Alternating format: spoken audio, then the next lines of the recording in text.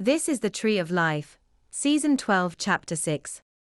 In this episode, we will be talking about the role of nonlinearity in guiding the path of the conjoined consensuality.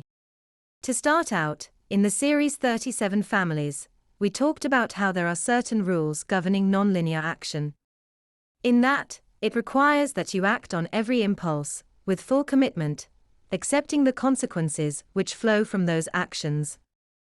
Now, nonlinear action is unique in that it permits the same degree of intimacy arising out of a single intersection, whilst prospective, instead of retrospective, through the causal reordering produced by displacement events. Which is to say, that nonlinearity permits one to experience the convoluted path, whilst it is also the conjoined path, prospectively, rather than retrospectively. For example, when one negates an impulse, the conjoined consensuality may reflect all 9 levels corresponding to each increasingly convoluted path, in the causal reordering of that local space.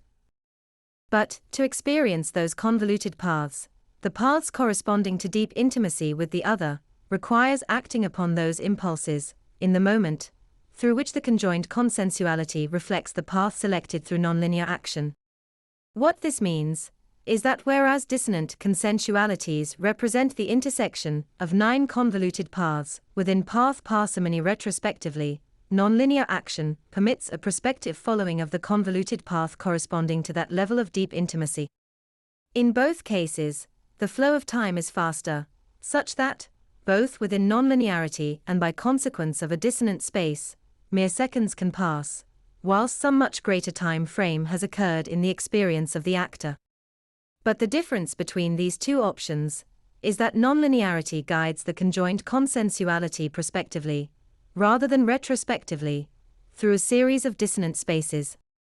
In either case, we can see that in the much greater scale of time which passes during a nonlinear event, or through dissonant spaces, it is possible that that intimacy has led to a romantic relationship, a family, even children.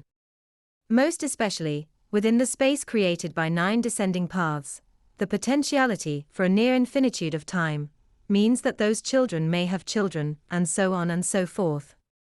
But, since we see also that dissonant spaces coexist with substitution events, and these substitution events may become true substitutions by virtue of a hybrid structure within the conjoined consensuality, we can see that this infinitude of time represented by infinite recursion has the potential to produce variations, which can be found within the conjoined space.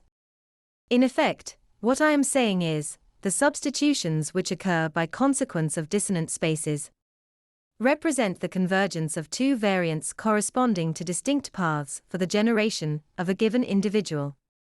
It is this convergence between the consequences of a series of independent intersections between distinct actors, which permits these substitution events to distribute said intersections laterally.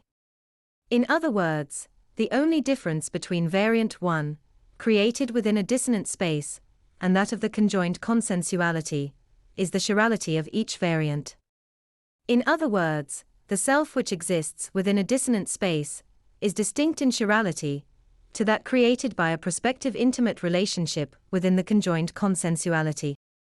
That's the end of the podcast for today.